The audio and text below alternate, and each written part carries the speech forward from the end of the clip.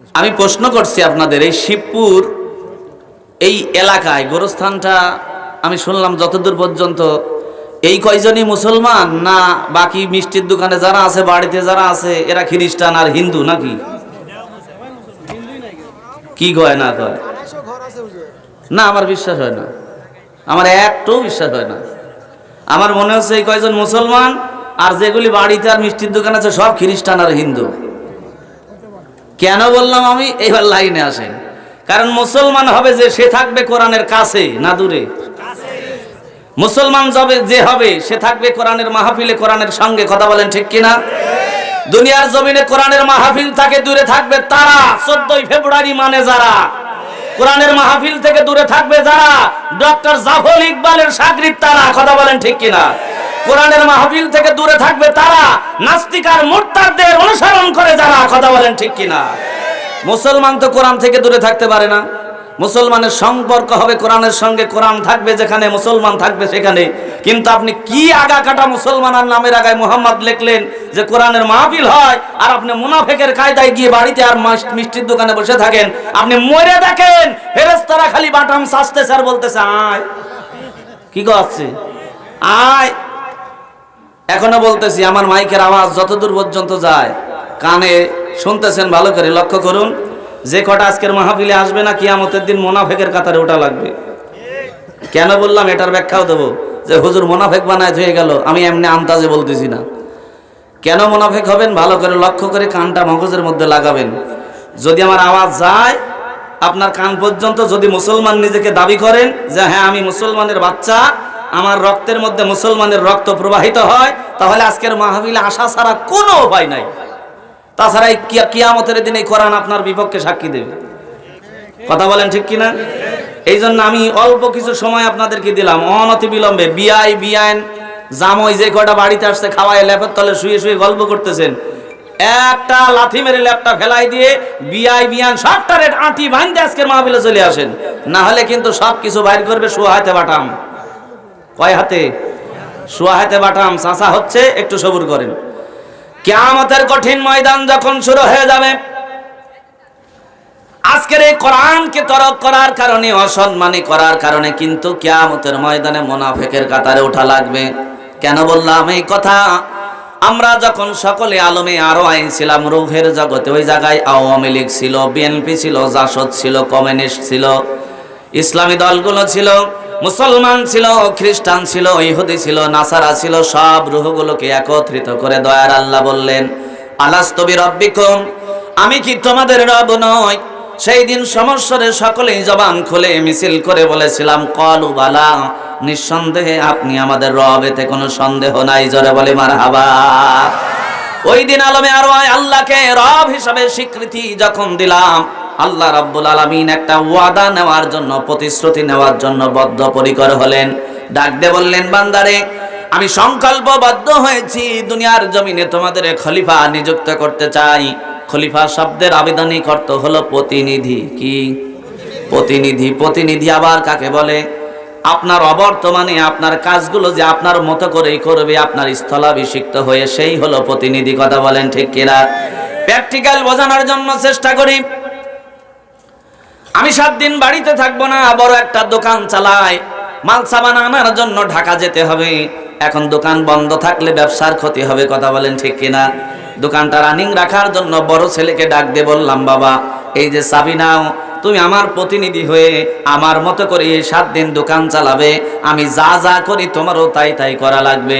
ঠিক ছেলেটা বাবার কথা মতো সকালবেলা গিয়ে দোকানের শাটার খুলবে, দোকানটা ঝাড়ু দিয়ে বেচা বিক্রি করে আবার সুন্দর করে তালা মেরে বাড়ি চলে আসবে।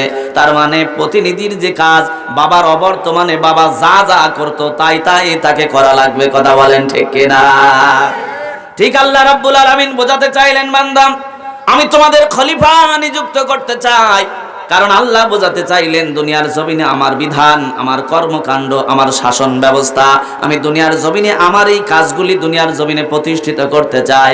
আর আমার এই কাজগুলি প্রতিনিধি হিসাবে আমি যাদেরকে নির্বাচিত করেছি তারা হলো মানুষ।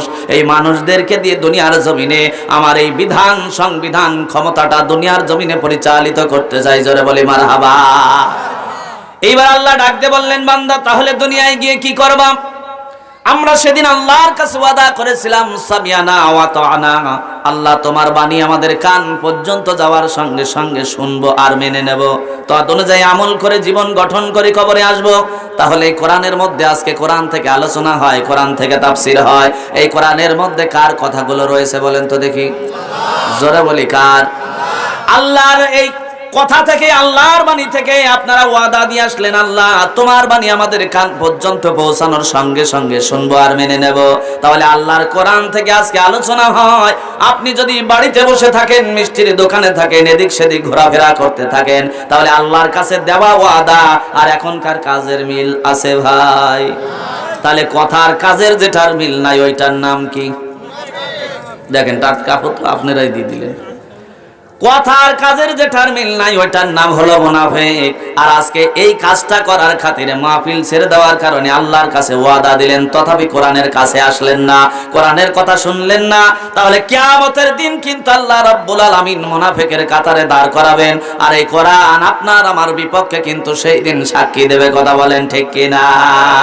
আমার বাজানরা লক্ষ্য করুন, এখন যারা মনে করতেছেন মিষ্টির দোকানে যারা আছে, বাড়িতে যারা বসে বসে সুন্দর করে ওয়াজ শুনতেছে, বাড়িতে বসেই তো মাইকের আওয়াজ যাচ্ছে না? বাড়িতে বসে অনেকেই বসে বসে ওয়াজ শুনতেছে, চিন্তা করতেছে মাহফিলে গিয়ে কি করব। এটা হলো জান্নাতের বাগান। আপনি যদি টেকনিক করে বাগানে না ঢুকে বাইরে থেকে আওয়াজ শোনার চেষ্টা করেন, তাহলে কিন্তু ওই জান্নাতে না ঢুকে আল্লাহ জাহান্নামের দরজায় তোরে কানা থাল দিয়ে বসায়, ওই জায়গা থেকে কিছু জাহান্নামের সুঘ্রাণ শোকাবে। কথা কোন ঠিক কিনা? এই জন্য মাহফিলের ভিতরে যদি ঢুকতে হয়, তাহলে জান্নাতের ভিতরে ঢোকা যাবে। কথা বলেন ঠিক কিনা? আপনি টেকনিক করবেন না। আজকে একটা দিন এই কোরআনের মাহফিল হবে এই জায়গায়, আগামীকাল সকাল 10টার সময় মাহফিল আর পাওয়া যাবে না। যাবে কি? জিলাপি কিন্তু হোটেলে পাওয়া যাবে, মনোহারের জিনিস পাওয়া যাবে, তারপরে পেঁয়াজি এগুলো পাওয়া যাবে। তবে দোকানদাররা দোকান নিয়ে আসছে, আপনি খান, আমার কোনো আপত্তি নাই, বাধা নাই। তবে আজকের মাহফিল ছেড়ে দিয়ে যদি আপনি বাড়িতে বসে থাকেন, তাহলে অবশ্যই আমি বলে দিলাম আল্লাহ রাব্বুল আলামিন আজকের এই অবমাননা করার কারণে কিয়ামতের দিন কিন্তু আসামির কাঠগড়ায় ওঠা লাগবে। কথা বলেন ঠিক কিনা? এখন একটা প্রশ্ন করছি, প্রশ্নের জবাবটা আপনারাও দিবেন, বাড়িতে যারা আছে তারাও দেবে, মিষ্টির দোকানে যারা আছে তারাও দেবে। ওই দুই গ্রুপেরটা শুনতে পারবো না, আপনাদেরটা শুনতে পারবো, তাদেরটা তো আল্লাহ শুনতে পারবেন। কথা বলেন ঠিক কিনা? প্রশ্ন করছি, আমরা কি সকলেই মরব? যারা বলে না এরা কি আবে হাত খায় হাঁটু গাড়ি বসে আছে নাকি, যে আমাদের মরার কোনো চান্স নাই, আমরা আবে হাত খাইছি চিরজীবী হব? আবার বলতেছে আমরা কি সকলে মরব? মিষ্টির দোকানে যারা আছে ওরা কি মরবে? বাড়িতে যারা বসে আছে ওরা কি মরবে? যদি মরা লাগে মাহফিলে আসা লাগবে, বাংলা কথা। যদি না আসেন তাহলে সুহাতে বাটাম। আর যদি মনে করেন যে না আজরাইল আমার বাড়ি চেনে না, যদি এরকম মনে হয় আপনার যে আজরাইল আমার বাড়ি চেনে না, ঠিকানা মিকানা জানা নাই, তাহলে আপনি মাহফিলে না এসে বাড়িতে বসে থাকেন, মিষ্টির দোকানে থাকেন, আমার কোনো আপত্তি নাই।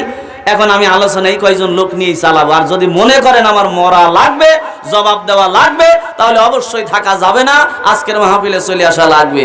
ইনশাল্লাহ আমি আশাবাদী লোক আসবে, বলেন ইনশাল্লাহ।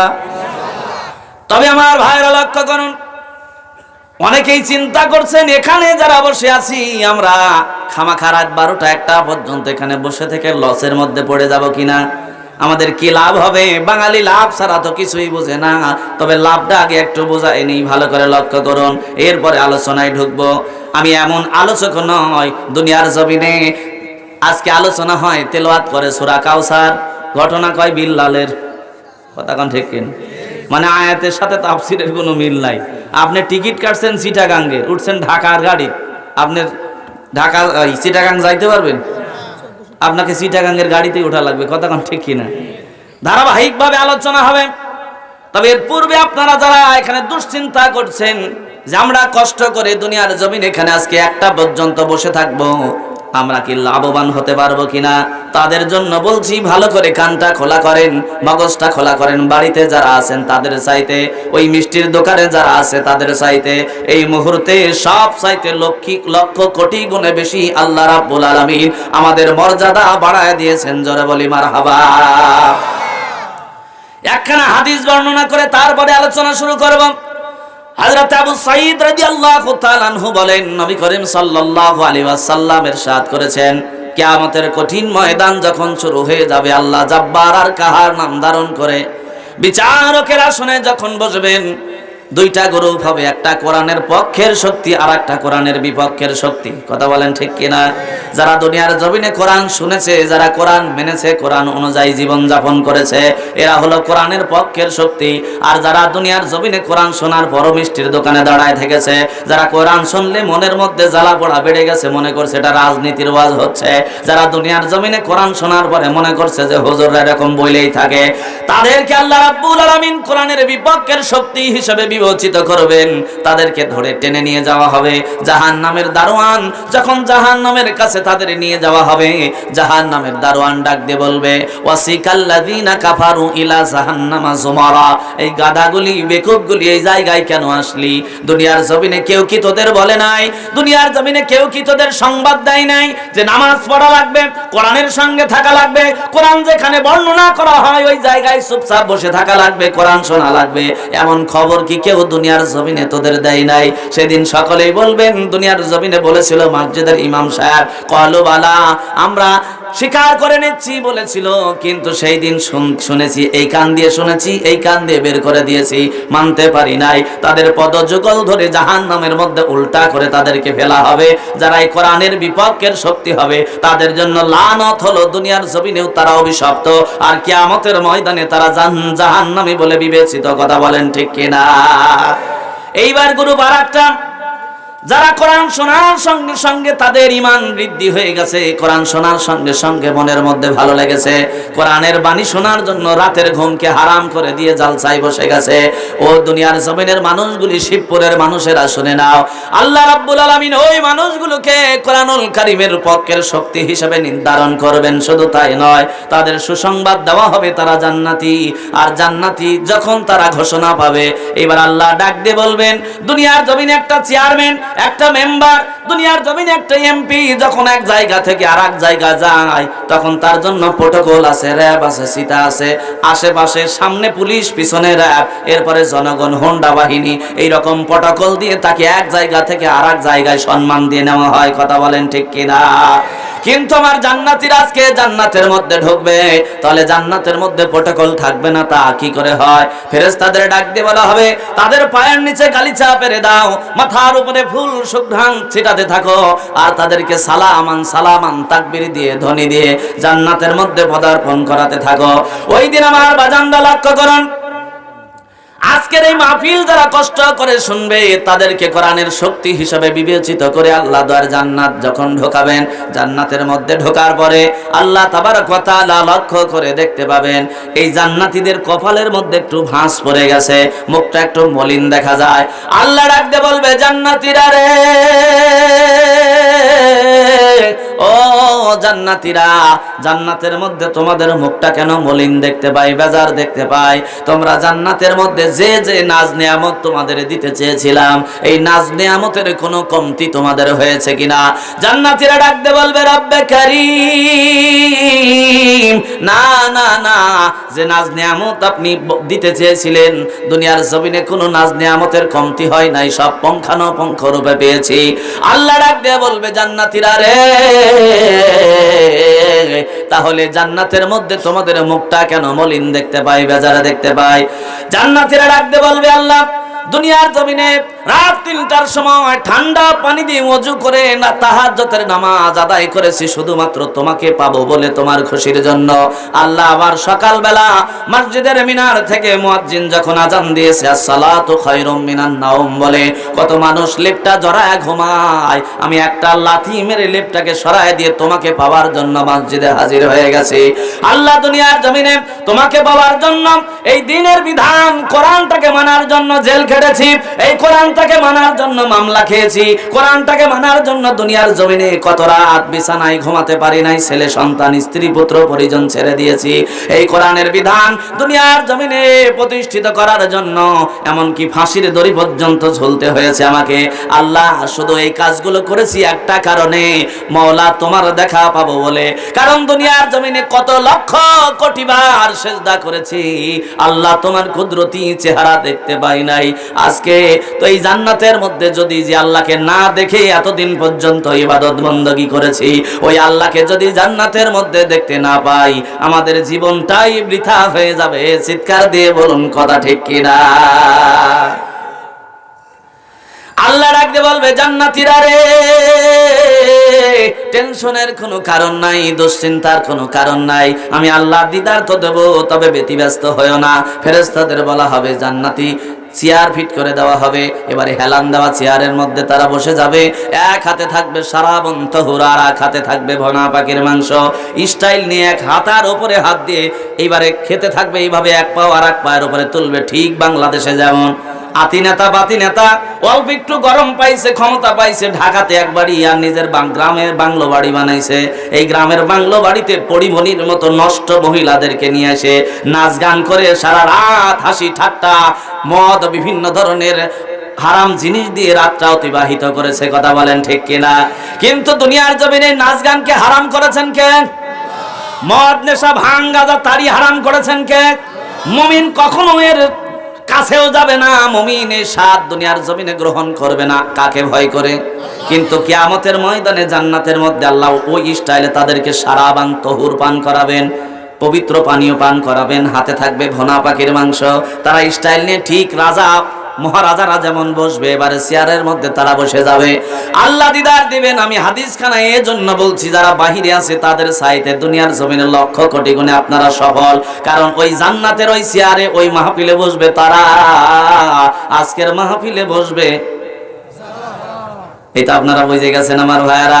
কিন্তু মাংনা মাংনা কালেমা পড়েছেন, সনাত করে জান্নাতে চলে যাবেন। জান্নাত কি আপনার মামু বাড়ি?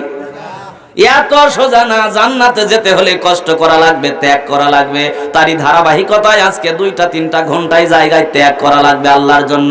এটাই ইমানি পরীক্ষা। যারা পারবে তাদের জন্যই ওই জান্নাতের মাহফিলে বসার সৌভাগ্য হবে। কথা বলেন ঠিক কিনা? পরীক্ষা ছাড়া জান্নাতে যাওয়ার কোনো রাস্তা নাই। আল্লাহ দিদার দেওয়ার পরে জান্নাতীদেরকে ডাক দিয়ে বলবে, জান্নাতীরা তোমরা বড় কষ্ট করে জান্নাত পর্যন্ত পৌঁছেছো। আমি আল্লাহ রাব্বুল আলামিন জান্নাতের মধ্যে তোমাদের আনন্দটাকে আরো বাড়ানোর জন্য আমি আজকে একটা মাহফিল করতে চাই। আল্লাহ তাবারাক ওয়া তাআলা ডাক দিয়ে বললেন, জান্নাতীরা রে, এই জান্নাতের মধ্যে তোমাদের আনন্দ তৃপ্তি দেওয়ার জন্য আজকে জান্নাতের মধ্যে সব হবে, নাচ হবে, ড্যান্স হবে, গান হবে, সব তোমাদের তৃপ্তি দেওয়া হবে। যা যা দুনিয়ায় তোমাদের আকাঙ্ক্ষা ছিল সব পরিপূর্ণ জান্নাতের মধ্যে আমি করে দেব। জোরে বলি মারহাবা। আজকের এই অনুষ্ঠানের মধ্যে তোমাদের খেদমতের জন্য হুর রেখে দিয়েছি। হুরগুলির দিকে তাকালে দেখা যাবে 70টা পর্দা ভেদ করে সৌন্দর্য প্রকাশিত হচ্ছে।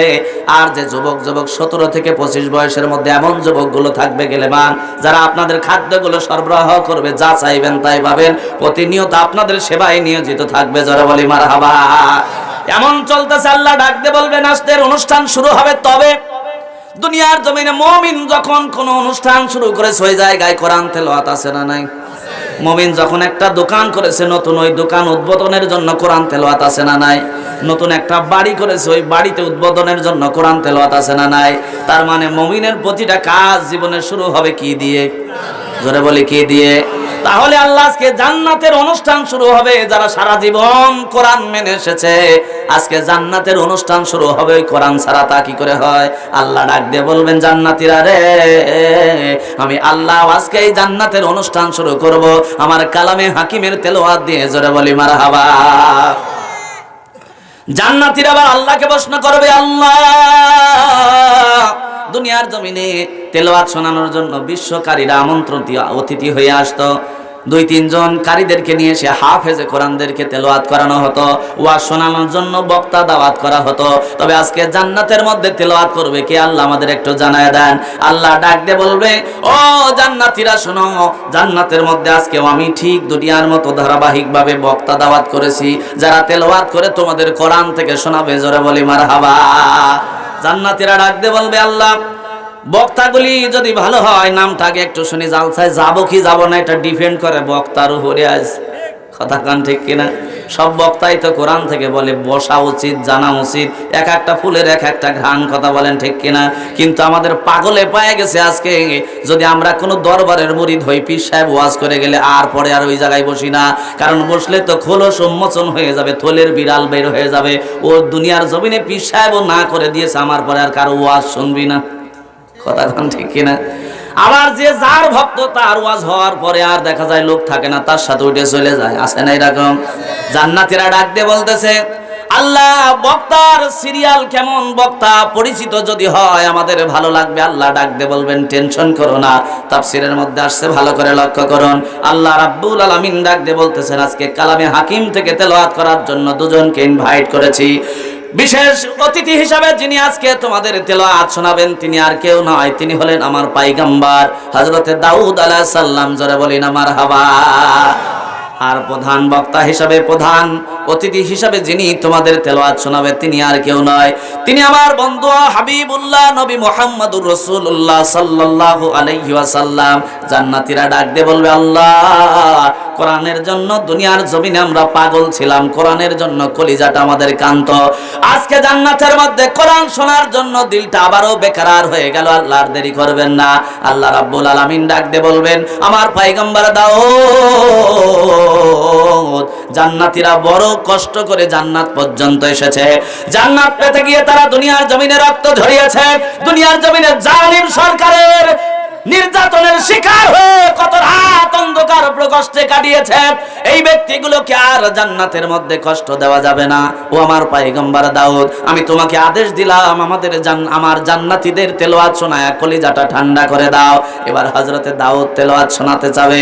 এবার জান্নাতীরা ডাকতে বলবে, রব্বে কারীম, আর দেরি সহ্য হয় না, তাড়াতাড়ি স্টার্ট করে দেন, কারণ কোরআন হাদিস পড়ে পড়ে জেনেছি তুমি তোমার পয়গম্বর দাউদকে একটা সুললিত কণ্ঠ তুমি দান করেছিলে।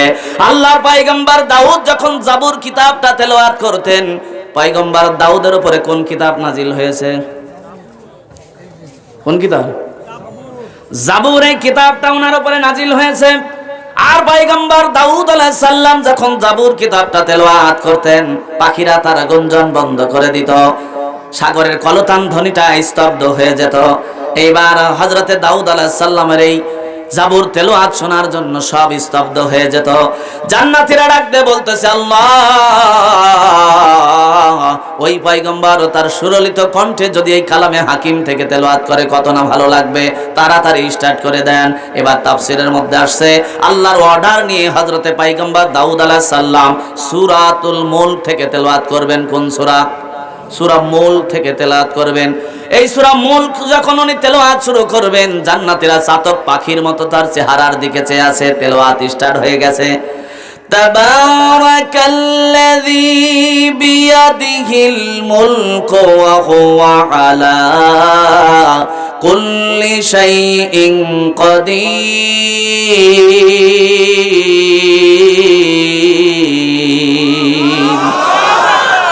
তেলাওয়াত চলতেছে, মানুষগুলো যেন মাতোয়ারা হয়ে গেছে, বেকারার হয়ে গেছে, হাতে ভোনা পাখির মাংস হাতেই রয়ে গেছে, সারা বন্তহুরা হাতেই রয়ে গেছে, মুখে তোলার চান্স পাবে না।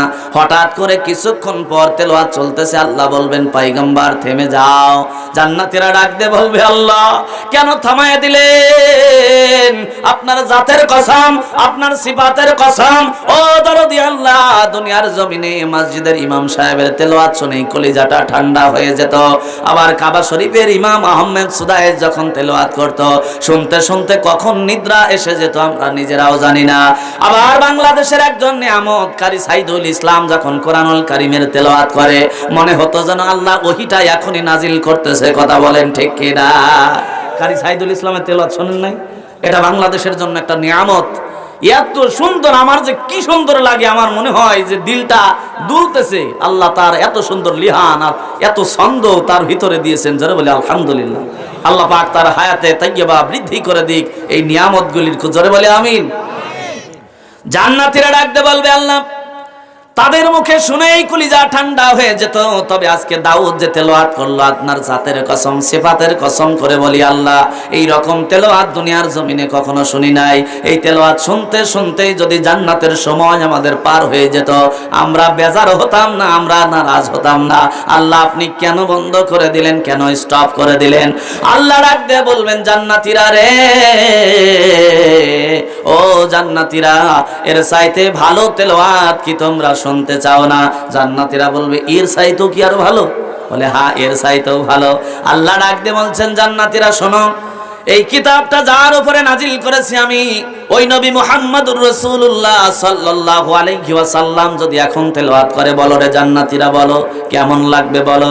জান্নাতীরা ডাক দিয়ে বলবে, রব্বে কারীম, নবীকে দেখার সৌভাগ্য আমাদের হয় নাই, নবীর কণ্ঠে তেলাওয়াত শোনার সৌভাগ্য আমাদের হয় নাই। তবে কোরআন হাদিস পড়ে জেনেছি, শুধু মুসলমানরা নয়, আল্লাহর রাসূল যখন তেলাওয়াত করেছে, এমনকি কাফের মুশরিকরা পর্যন্ত, উতবা, সাইবা, আবু লাহাব, আবু জেহেল, আল্লাহর নবীর কণ্ঠে তেলাওয়াত শুনে নিজেদেরকে কন্ট্রোল করতে পারে নাই। আল্লাহর নবীর ঘরের দরজায় গিয়ে এই কাফের গুলি তেলাওয়াত শোনার জন্য দাঁড়ায় গেছে। জোরে জোরে বলি কথা ঠিক কিনা?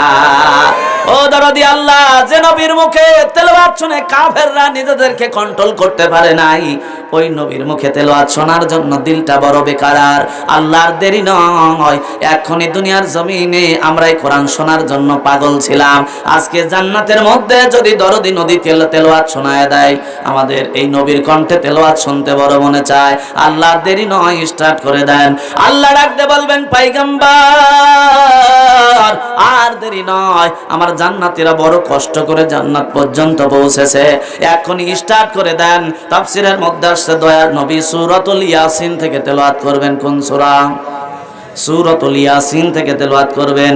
ইয়াসিন ওয়াল কুরআনিল হাকীম ইন্নাকা লামিনাল মুরসালিন।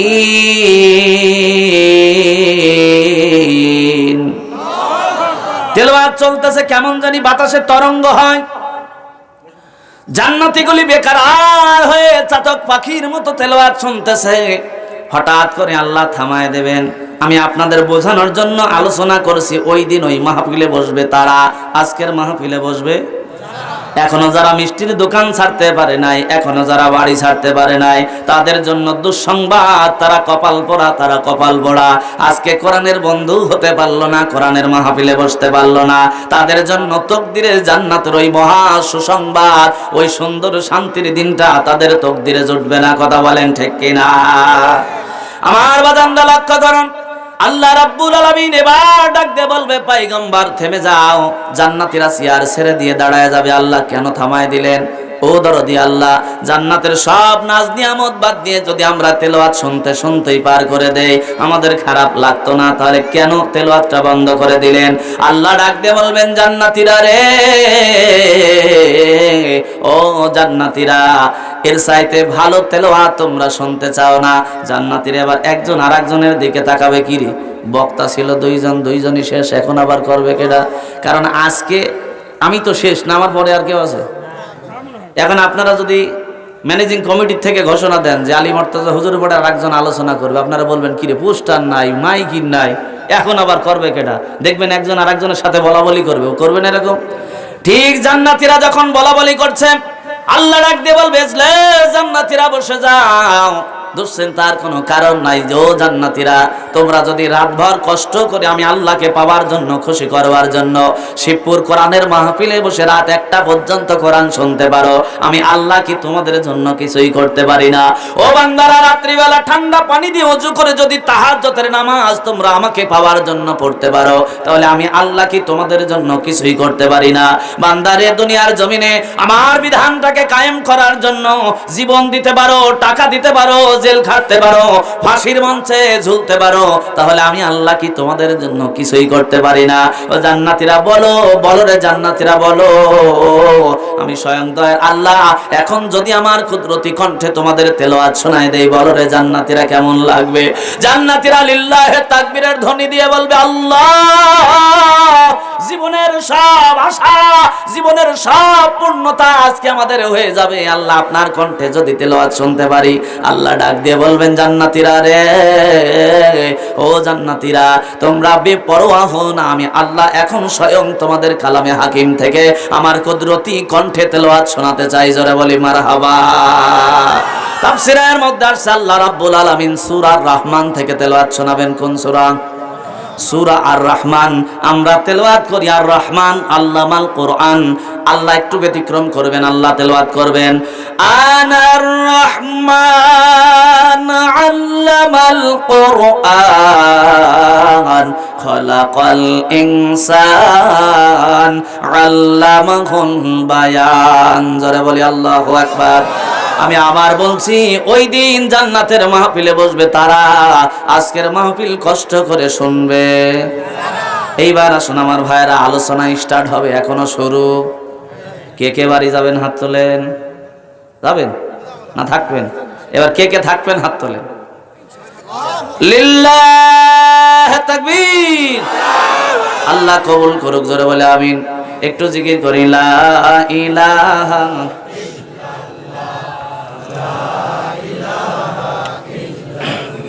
জবান খুলে, লা ইলাহা লা ইলাহা লা ইলাহা ইল্লাল্লাহু মুহাম্মাদুর রাসূলুল্লাহ সাল্লাল্লাহু। একটা বিষয়ের উপরে আলোচনা হবে, যাতে সকালবেলা বলতে পারেন যে এই বিষয়ের উপরে আলোচনা শুনে আসছি। কথা বলেন ঠিক কিনা? ওই আফগানিস্তান থেকে একটু, তুর্কিস্তান থেকে একটু, পাকিস্তান থেকে একটু আপনি আলোচনা করে গেলেন, কোনো বিষয় নাই।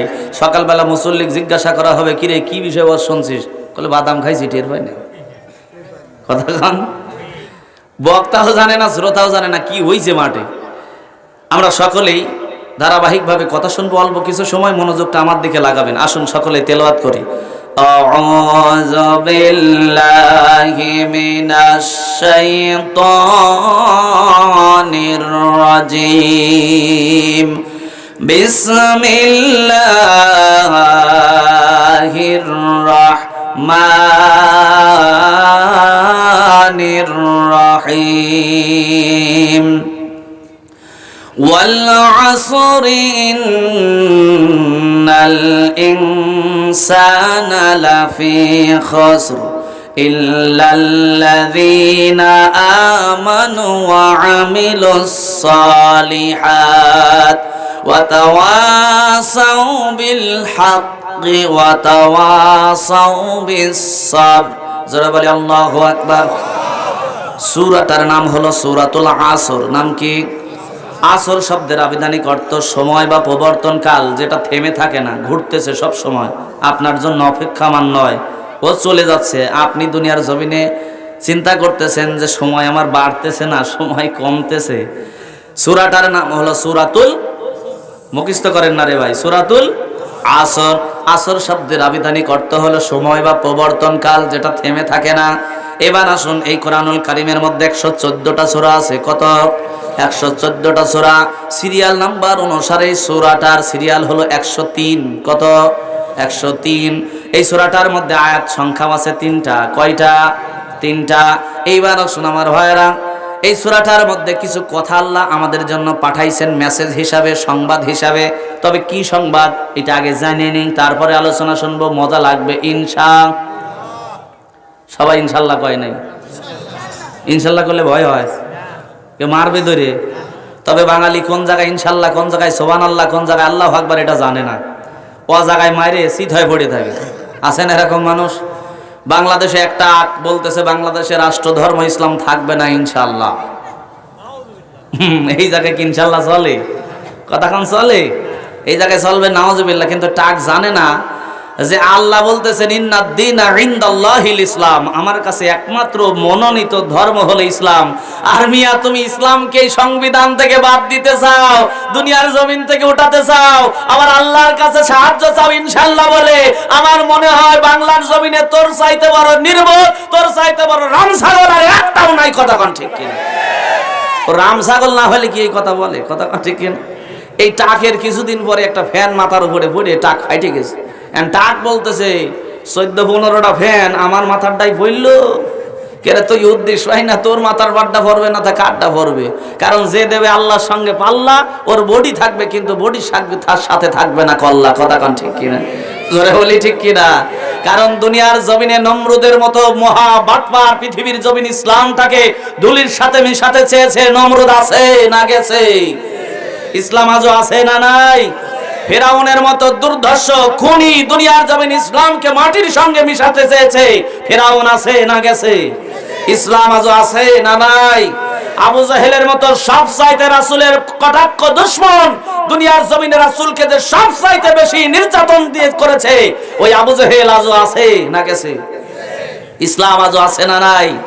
আমি বলতে চাই, আজকেও বাংলার জমিন থেকে যারা ইসলামকে উৎখাত করার জন্য বদ্ধপরিকর এবং পরিকল্পনা করেছে, আমি বলে দিতে চাই, পূর্ব দিগন্তে সূর্য ওঠে এটা যেমন সত্য, পশ্চিমে অস্ত যায় এটা তেমন সত্য। বাংলাদেশ মসজিদ মাদ্রাসার দেশ, বাংলাদেশ ওলি আউলিয়ার দেশ, বাংলাদেশের দিনে 5 বার আযানের ধ্বনি দিয়ে এই বাংলাদেশের মধ্যে আল্লাহর রহমত বর্ষিত হয়। এই দেশ থেকে যারা ইসলামকে বিতাড়িত করতে চাইবে তাদের পাশের তরফ থেকে গতি সরে যাবে। কথা বলেন ঠিক কিনা?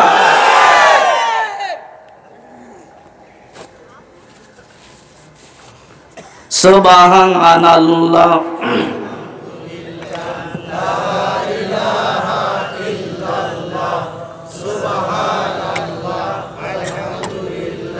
লা ইলাহা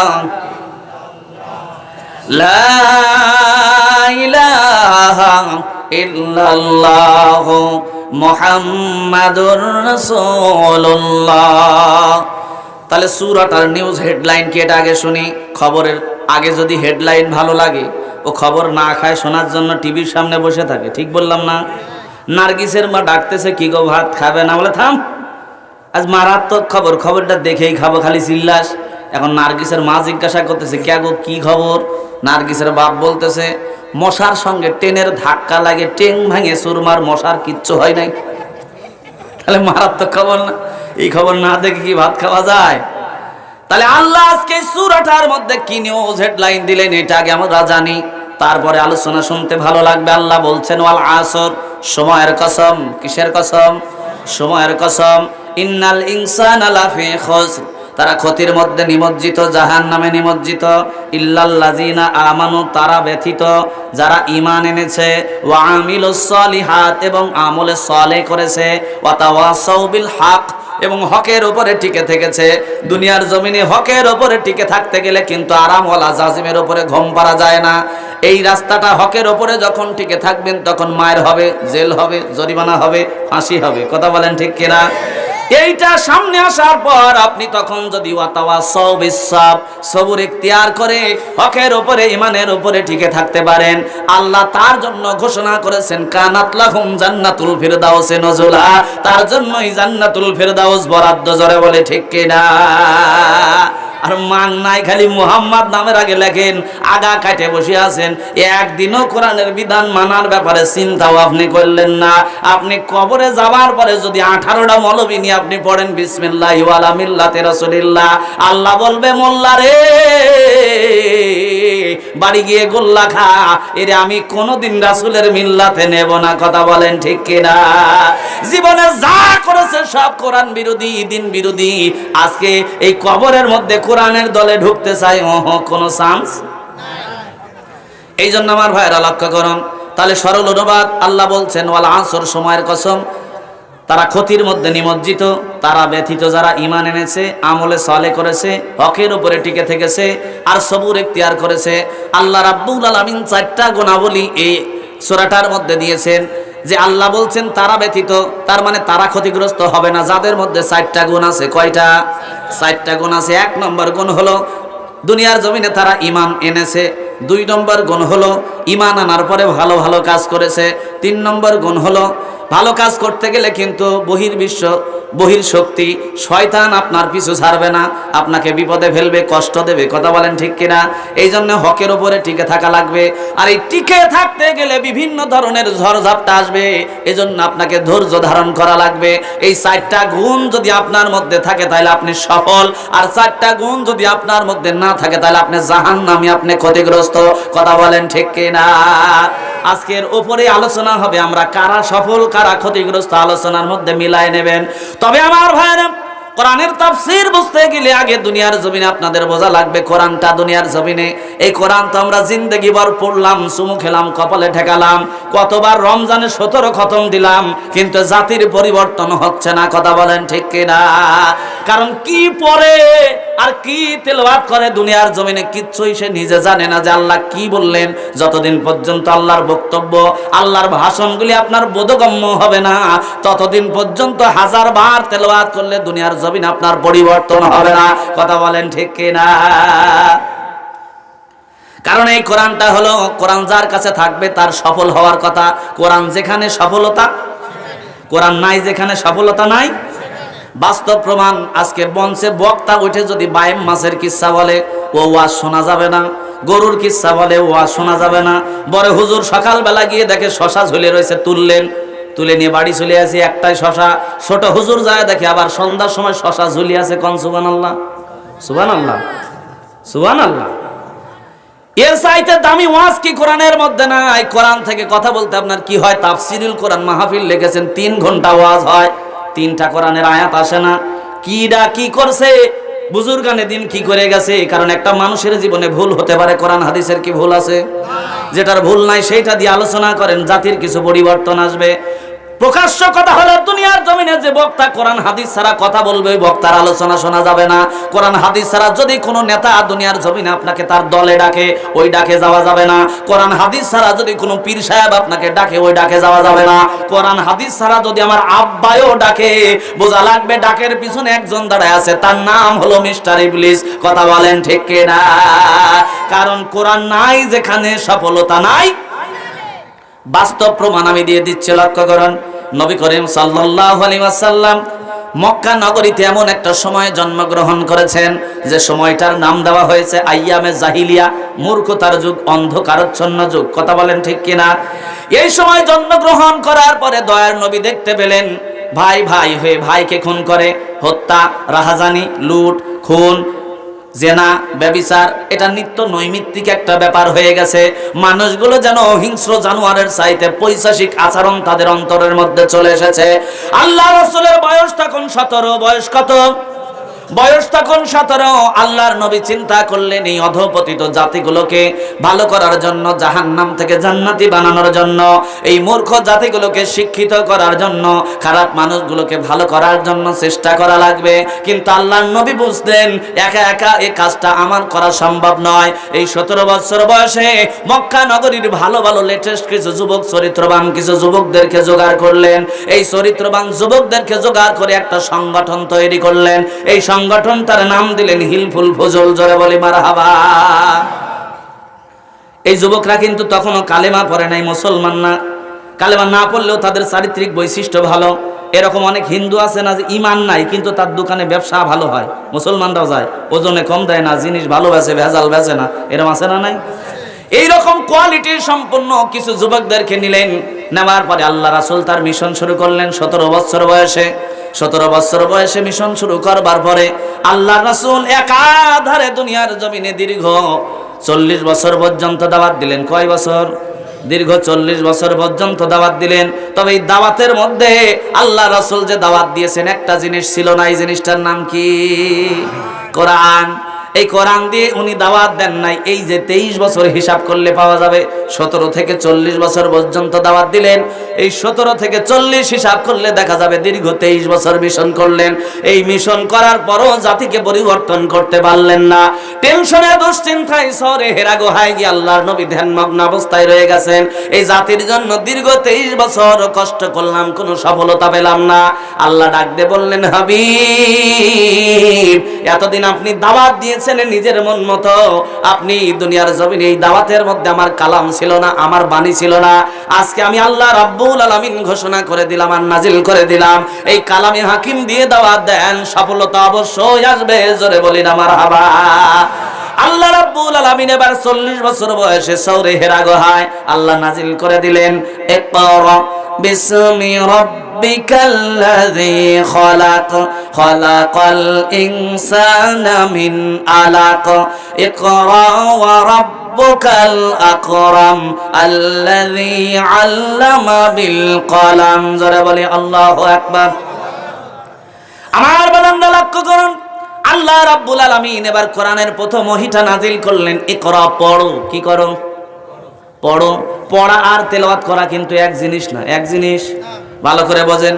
আবার সকালবেলা উল্টা ফতোয়া দিয়েন না যে আমি তেলাওয়াতের বিরুদ্ধে ওয়াজ করতেছি, তা কিন্তু না। পড়া আর তেলাওয়াত করা এক জিনিস নয়। তেলাওয়াত করলে লক্ষ কোটি পরিমাণে সওয়াব আছে, আমি বুঝে নিলাম। কিন্তু কোরআন খালি তেলাওয়াত করার জন্য আসে নাই। আপনি তেলাওয়াত করবেন, চুমু খাবেন, কপালে ঠেকাবেন, সূরা ফাতিহা পড়ে পড়ে গিলাসে গিলাসে পানি খাবেন, তাবিজ লাভ গায়ে হাতে দিয়ে দুনিয়ার জমিনে চলবেন। এর জন্য কোরআন আসে নাই। কোরআনটা বুঝে পড়ে অ্যানালাইসিস করা লাগবে, গবেষণা করা লাগবে। যে যত বেশি গবেষণা করবে, যে যত বেশি পড়বে, তত বেশি সোনার মানুষে রূপান্তরিত হবে। যারা বলে মারহাবা। যেমন হয়েছিলেন হযরত ওমর, নামটা কি? হযরত ওমর রাদিয়াল্লাহু তাআলা আনহু কোরআন পড়েছেন। আল্লাহ রাসূল বলেছেন কোরআনের বিধান মানার ব্যাপারে সবচাইতে কঠোর ছিলেন আমার ওমর। এই জন্য আল্লাহ কোরআন এমন ভাবে মানার কারণে ওমরের এমন যোগ্যতা দিয়েছেন। আল্লাহ রাসূল বলছেন লা নবিয়্যা বা'দা, আমার পরে কেউ আর নবী হবে না, কারণ নবীর দরজা বন্ধ হয়ে গেছে, দপ্তর বন্ধ হয়ে গেছে। যদি কেউ হতো, আল্লাহ নবী বলেছেন সকল যোগ্যতা সকল ক্ষমতা আল্লাহ তাবারক ওয়া তাআলা ওমরের মধ্যে দিয়েছেন। আল্লাহ রাসূল বলছেন দুনিয়ার জমিনে কেউ যদি হতো, লা নবিয়্যা বা'দা, কেউ হবে না নবী, তবে যদি কেউ হতো লাকানা ওমর, আল্লাহ ওমরকে নবী বানায় দিতেন। জোরে বলি মারহাবা। কারণ ওমরের ভিতরে কোরআনের আধিপত্য এমন ভাবে বিস্তার করেছিল। এই কোরআনটা বোঝার পরে ওমর একদিন এসে বলতেছে, ইয়া রাসূলুল্লাহ, কোরআন তো সত্য কিতাব, বলে 100% এতে কোনো ভেজাল নাই। আপনি তো সত্য নবী, বলে এতেও 100% কোনো ভেজাল নাই। আল্লাহ তো সত্য আল্লাহ, এতেও 100% কোনো ভেজাল নাই। বলতেছেন ইয়া রাসূলুল্লাহ, ইয়া হাবিবাল্লাহ, সব যদি 100% হয় তাহলে আজকে থেকে আর মারিফতে থাকবো না, গোপনে থাকবো না। আজকে থেকে যা হবে সব ওপেন হবে। জোরে বলি মারহাবা। কিছু লোক মারিফতে ইসলাম কায়েম করে না, মারিফত করে। দেখবেন মুসকুলি হয়ে গেছে কটা, তারপরে মোষের চোটে মুখের ঠোঁট দেখা যায় না, দাড়ি লাগায় আবার গিট্টু, চুল দেখলে মনে হয় মহিলা না পুরুষ এটা কিছু বোঝা যায় না। এরম মারিফত কামাই করা লোক আছে না, আমার এলাকায় আছে। এরা মাগরিবের সময় মিলাদ পড়ে। কি করে? মাগরিবের সময় মিলাদ পড়ে। আর কি করে? এশারের সময় ঢোল ডকর বাজায় মেয়ে লোক নাচায় গান করে। আছে না এরকম প্লেয়ার? শয়তানও এদের দেখে বলে কি রে, আমি তো তাও এদের থেকে ভালো আছি, আমি ডাইরেক্ট বিরোধী দল করি। এরা তো দুনিয়ার জমিনে দুই গ্রুপও থাকে, আল্লাহর দলেও থাকে, আমার দলেও থেকে। এরা আমার চাইতেও ভয়ঙ্কর। কথা কন ঠিক কিনা? এরা মাগরিবের সময় মিলাদ পরে ইশারে পরে গান বলতেছে, আমি শুনি মাইক লাগায়, আবার 3-4টা সারা রাত মাইক চলে।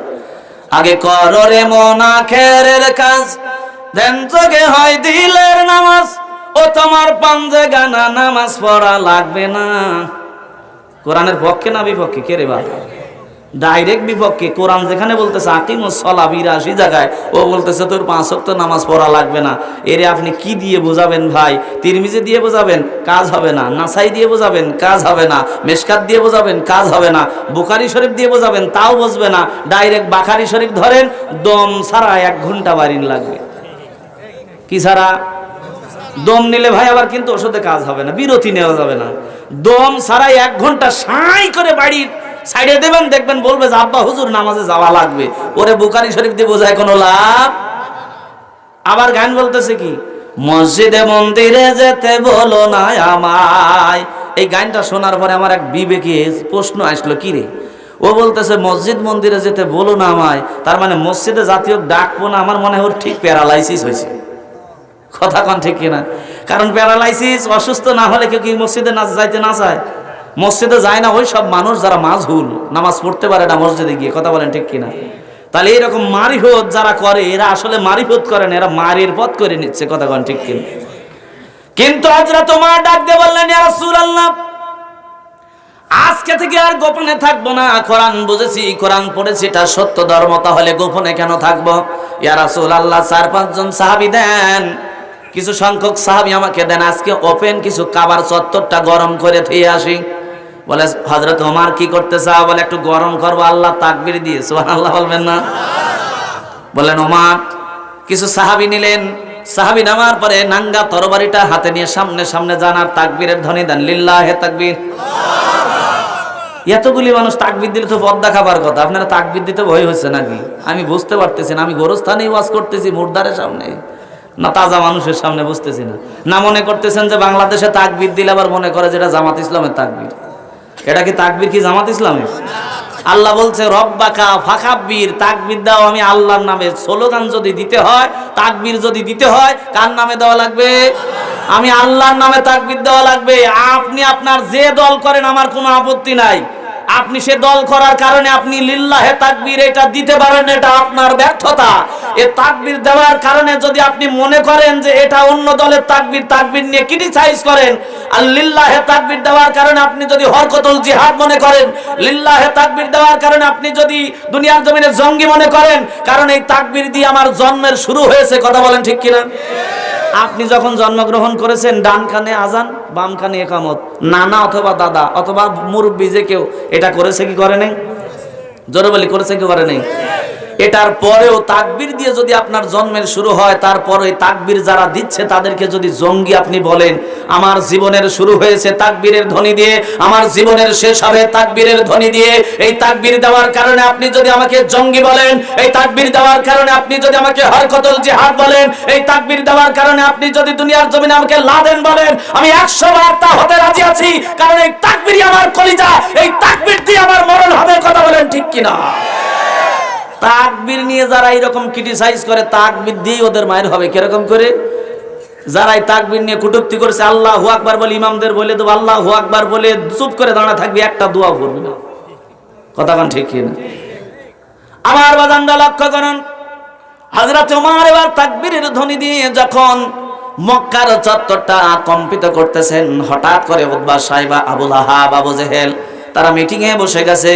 তাদের তাকবীরের ধ্বনিতে তাদের টেবিলগুলো এরকম করে কম্পিত হচ্ছে, কলিজাটা কম্পিত হচ্ছে। আবু জেহেল ডাক দিয়ে বলল, কিরে আজকে আমরা 10-15 বছর অনেক দিন ধরে ক্ষমতা আছি, আর বিরোধী দল আমরা ক্ষমতা থাকায় অবস্থায় যদি মিছিল করে, মিটিং করে, বিরোধী দল সমাবেশ করে, তাহলে এইটা তো আমি আবু জেহেল মাইনে নিতে পারি না। আর এই মিছিল যদি তারা করে তাহলে কিন্তু বহির্বিশ্বের কাছে আমরা মুখ দেখাতে পারবো না। যে দাদারা কষ্ট করে গদিতে আমাদের ধরায় দিয়েছে, আব্রাহার মতো খাটাসে বাদশা, এমন যদি করা হয়, তাহলে তাকবীরের এই ধ্বনি যদি স্তব্ধ করতে না পারি, তাহলে কিন্তু আমাদের মান সম্মান থাকবে না। আমরা ক্ষমতায় থাকার পরে যদি বিরোধী দল মিছিল মিটিং করে, এটা মাইনে নেওয়ার মতো না। উতবা সাহেব আবু লাহাব বললেন, নেতা তাইলে কি করা যায়? বলে তাড়াতাড়ি এই মিছিল সমাবেশ বন্ধ কর। বলে বন্ধ তো করবো রিস্ক নিয়ে, তবে মিছিল বন্ধ করার পরে কি আমাদের প্রমোশন হবে নাকি? আবু জেহেল ডাক দিয়ে বলতেছে, প্রমোশন হবে না মানে? এখন তোরা হাবিলদার আছিস, চকিদার আছিস, চকিদার থেকে তোরা হাবিলদার হবি। জোরে বলেন ঠিক কিনা? আজকেও বাংলাদেশে কিছু কিছু চামচা দেখা যায়, এরা এই প্রমোশনের আশায় দেখবেন মাঝে মাঝে বলে থাকে, হুজুর আপনার কথা কিন্তু তেড়া বেঁকা হচ্ছে, কথা সোজা করেন। এই কথা সোজা যদি না করেন তাহলে কিন্তু বাইরে হাত পাও ভেঙে দেব। এরকম চামচা মনে বাংলাদেশে নাই? আবার এই চামচাগুলি বলবে, হুজুর আপনি যদি কথা বলা বন্ধ নাই করেন তাহলে কিন্তু জেলে ভরে দেব, আপনি যদি তাও না থামেন তাহলে বাইরে কিন্তু পাকিস্তান পাঠায় দেব। এই জায়গায় আমার একটু প্রশ্ন আছে ভাই, কিরে খালি কিছু হলেই টুপিওয়ালা আলেমদের তুমি পাকিস্তান পাঠাতে চাও? আমার এই বাংলাদেশটা তোর বাপ দাদার কাছে কোয়ার্ট দিছি নাকি? কথা বল না কেন? বাপ দাদার কাছে কোয়ার্ট দিয়েছি, কারণ কোয়ার্ট দিলে তো জমির পারে থাকা যাবে না, যাওয়া যাবে না, আবাদ করে খাবে ওরা। কথা কান ঠিক কিনা? আমরা কি তাহলে জমি কোয়ার্ট দিয়ে দিলাম নাকি তোদের কাছে? অতএব আমাদের কাছে লক্ষ্য করলে দেখা যায়, আমি যে জায়গায় জন্মগ্রহণ করেছি, জন্মগ্রহণ করার কারণে আমাকে একটা পরিচয় পত্র দিয়েছে, জন্ম সনদ। এটাকে কি বলে? জন্ম সনদ। আমি কার ছেলে, কোন জায়গায় জন্মগ্রহণ করেছি এর পরিচয় বহন করে। এরপরে আমি বাংলাদেশের যে নাগরিক, এর জন্য আমার একটা পরিচয় পত্র আছে, ভোটার আইডি কার্ড আছে না? তারপরে যে জায়গায় আমি বসবাস করি ওই বাড়ির খাজনা দেই, আবার খাজনা তো দেই, আবার বাড়িতে কি জানি একটা টিনের এক মাল বাড়ি হয়েছে 300 টাকা করে নিছে। কথা কান দেখি না? আপনাদের এদিক দেয় নাই? 2-3টা কার্ড মারছে, কয়বার করে যে টাকা নেই আল্লাহ জানে, কিসেরটা নেই এটা বুঝেন। আমি যদি এত কিছু দেই, এই পরিচয়গুলি বহন করে, আমার ভোটার আইডি কার্ড আছে, জন্ম নিবন্ধন কার্ড আছে, এইগুলো পরিচয় বহন করে আমি বাংলাদেশের নাগরিক। কথা বলেন ঠিক কিনা? এই বাংলাদেশের নাগরিক হওয়ার পরেও যারা কথায় কথায় শুধু পাকিস্তান পাঠাতে চায়, আমার মনে হয় এই চামচাগুলি গাঁজা খাইছে, তাও ভালোটা খায় না, মেয়াদ উত্তীর্ণ গাঁজা খাইছে। কথা কন ঠিক কিনা? কারণ ভালো গাঁজা খাইলে এত তার ছিড়তো না। কথা কন ঠিক কিনা? মেয়াদ উত্তীর্ণটা গাঁজা খাইলে দুনিয়ার জমিনে তার কি আর ঠিক থাকে? কথা কন ঠিক কিনা? এই চামচাগুলি তেল মারতে মারতে মারতে এমন তেল মারা শুরু করে দিয়েছে, মেয়ে লোকগুলিকে হযরত বানাই ফেলছে। কথা কন ঠিক কিনা? আমার বাজানরা লক্ষ্য করুন, হযরত ওমর মিছিল যখন করতেছেন, উতবা সাইবা আবু লাহাব এইবার ডাক দিয়ে বলতেছেন, নেতা প্রমোশন যেহেতু বাড়বে তাহলে বিরোধী দলের মিছিল ঠেকান লাগবে। কোথায় দাঁড়াবো? বলে রাস্তার মোড়ে মোড়ে দাঁড়া। কেউ যেন ঘোড়া নিয়ে, উট নিয়ে, মোটরসাইকেল নিয়ে, বাস নিয়ে, নৌকা নিয়ে কেউ সমাবেশে হাজির হতে না পারে। এটা আমি ক্ষমতাসীন, আমি তোদের নেতা, আমার কর্মী হয়ে তোদের বলে দিলাম, তোরা যদি এই মিছিল ঠেকাতে পারিস তাহলে রাস্তার মোড়ে মোড়ে দাঁড়া, প্রমোশন অবশ্যই হবে। আমার বাজানরা লক্ষ্য করুন, কিছু হবে অ্যাঙ্গেলে, কিছু হবে প্যান্ডেলে, ডাইরেক্ট আমি কিছু বলতে পারতেছি না, কারণ সময় সুযোগ সব খারাপ। কারণ কখন ওহী নাজিল হবে আমি নিজেও জানি না। কথা কন ঠিক কিনা? কথা কন। আমার বাজানরা একটু লক্ষ্য করুন, উতবা সাইবা বাবার দিয়েছে দৌড়, কিন্তু লক্ষ্য করে দেখে মোড়ে দাঁড়ালে হচ্ছে না, মিছিল জানি কাবার চত্বরের কাছে হয়। বলে এই জায়গায় দাঁড়ালে কাম হবে না, চল ফিল্ডে যাই, খেলা হবে। কি হবে? খেলা হবে। ওইদিকে উমার বলতে চায়, যেটা আসবে আজকে সাক্কাস খেলা হবে, বডি থাকবে কিন্তু কল্লা থাকবে না। জোরে বলি সুবহানাল্লাহ। তরবারি হাতে নিয়ে হযরত উমার মিছিল ধরায় দিলেন। মিছিলের আগে আগে যাচ্ছেন হযরত ওমর। উতবা সাইবা মিছিল ঠেকানোর জন্য 100 মিটার গতিতে দিয়েছে দৌড়। 100 মিটার গতিতে দৌড় দেওয়ার পরে মিছিলের নিকটবর্তী হওয়ার সঙ্গে সঙ্গেই একেবারে ছাগল দেখবেন যখন দৌড়ায়, সামনে যদি পানির খাঁট পড়ে, ওই ছাগল আর পার হয় না। পার না হয়ে কি করে? ছাগল হাইড্রোলিক ব্রেক করে 10-12 হাত ছেঁচড়ে যায়, তাও খাঁট পার হয় না, সামনে পানি। কথা কম ঠিক কিনা? ঠিক Utba Saiba Abu Lahab hydraulic break মারছে। ওরে বাপ রে বাপ, মিছিল ঠেকানো তো দূরের কথা, যত লোক দেখতেছি পুলিশ দিয়ে কাজ হবে না। বাইতুল মুকাররমের গেটে দাঁড়াইছি তো কি হয়েছে? একটা করে পেটের উপরে ঠ্যাং তুলে দেবে, যত মানুষ, একটা লাড়িও জীবিত থাকবে না, সব পিছন দরজা দিয়ে বের হয়ে যাবে। তার সে কি আছে? মিছিল করতেছে সাইডে দে, ওদের মতো মিছিল করে চলে যাক, হাই হোসেনি তো করবে। জোরে বলে ঠিক কিনা? ঠেলার নাম বাবাজি। লক্ষ্য করুন আমার ভাইয়েরা, উতবা সাইবা আবু লাহাব এইবার মিছিলের নিকটবর্তী হয়ে ব্যাক করেছে। নেতার কাছে এসে বলতেছে, সর্বনাশ, কিরে তোরা ঘুরে আসলি, মিছিল বন্ধ করলি না? গদিতে থাকার পরে বিরোধী দলের আওয়াজ যদি হয়, কণ্ঠনালী যদি স্তব্ধ করতে না পারি, তাহলে ক্ষমতায় থেকে কি করলাম? আবু জেহেলকে ডাক দিয়ে বলতেছে, সব জায়গায় মাতব্বারি করো না, যদি মিছিল বন্ধ করা লাগে তুমি যাও। আমার মনে হয় গেলে পারে তোমার নাম ঠিক থাকলেও তোমার আব্বার নাম ঠিক থাকবে না। বলে কে রে, কি ঘটনা কি? বলে মিছিলে যেটা সামনে দাঁড়ায় আছে আর কেউ নয়, খাত্তাবের পুত্র ওমর। কাছে যাও, কাছে যাইবে, বডি থাকবে কিন্তু কল্লা থাকবে না। আবু জেহেল বলতেছে, ছাইড়ে দিছিস, ভালো করছিস, মিছিলই তো করবে, করুক।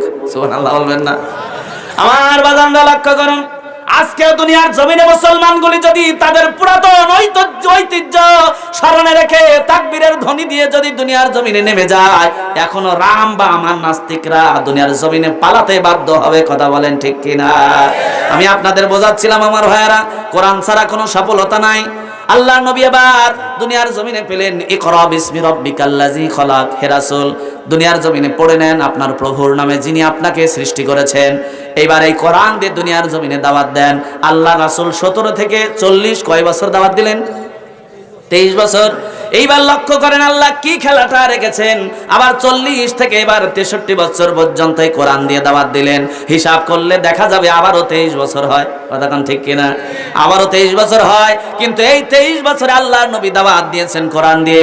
লক্ষ্য করলে দেখা যাবে এই 23 বছর কোরআন দিয়ে, 40 থেকে 63, 23 বছর কোরআন দিয়ে দাওয়াত দেওয়ার কারণে আল্লাহ তাবারক ওয়া তাআলা এত সফলতা, আল্লাহ এত মর্যাদা দান করেছেন যে দয়ার নবীকে মক্কার প্রেসিডেন্ট বানাই আল্লাহ সম্মানিত করেছেন। ঠিক কিনা? এই জন্য বলছি, কোরআন ছাড়া কোনো সফলতা নাই। কোরআন ছাড়া ওয়াজ শোনা যাবে না। কোরআন ছাড়া দুনিয়ার জমিনে কারো দলে যাওয়া যাবে না। কোরআন হাদিস দিয়ে যারা ডাকবে তাদের দলেই যাওয়া লাগবে। কথা বলেন ঠিক কিনা?